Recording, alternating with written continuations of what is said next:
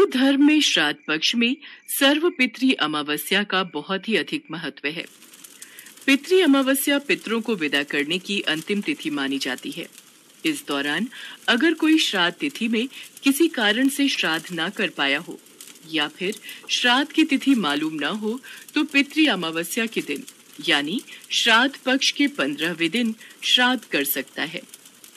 हिंदू पुराणों में उल्लेख है कि जो व्यक्ति अपने पितरों का श्रद्धा भाव से श्राद्ध या तर्पण करता है उसे पितृ अपनी संतानों के प्रति कल्याण की कामना एवं आशीर्वाद प्रदान करते हैं। पितृ अमावस्या से जुड़ी एक पौराणिक कथा के अनुसार कहा जाता है, देवताओं के पितृगण अग्निश्वात जो सोमपत लोक में निवास करते हैं, उनकी मानसी कन्या अच्छोदा नाम की एक नदी के रूप में अवस्थित हुई। वहीं मत्स्य पुराण में अच्छोद सरोवर और अच्छोदा नदी का जिक्र मिलता है, जो कि कश्मीर में स्थित है।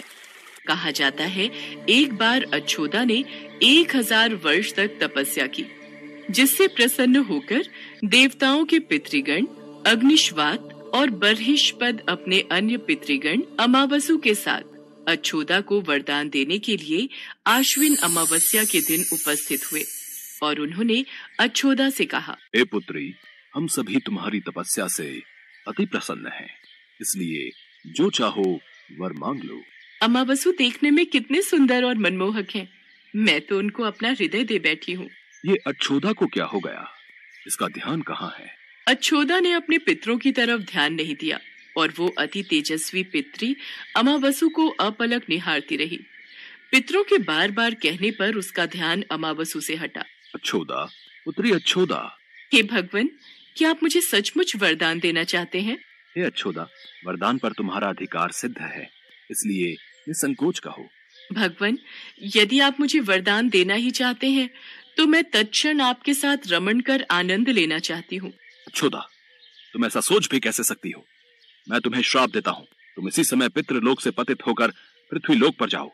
पितरों के इस तरह श्राप दिए जाने पर अच्छोदा पितरों के पैरों में गिरकर रोने लगी। मुझे क्षमा कीजिए भगवान, मुझसे भूल हो गई, मुझे इतना बड़ा दंड मत दीजिए।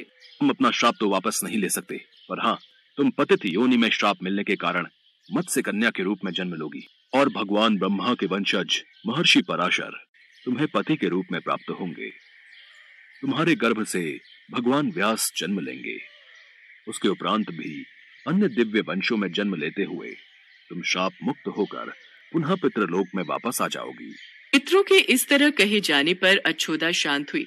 अमावसु के ब्रह्मचर्य और धैर्य की सभी पितरों ने सराहना की। अमावसु, हम तुम्हारे ब्रह्मचर्य और धैर्य को देखकर तुम्हें वरदान देना चाहते हैं कि ये अमावस्या की तिथि अमावसु के नाम से जानी जाएगी।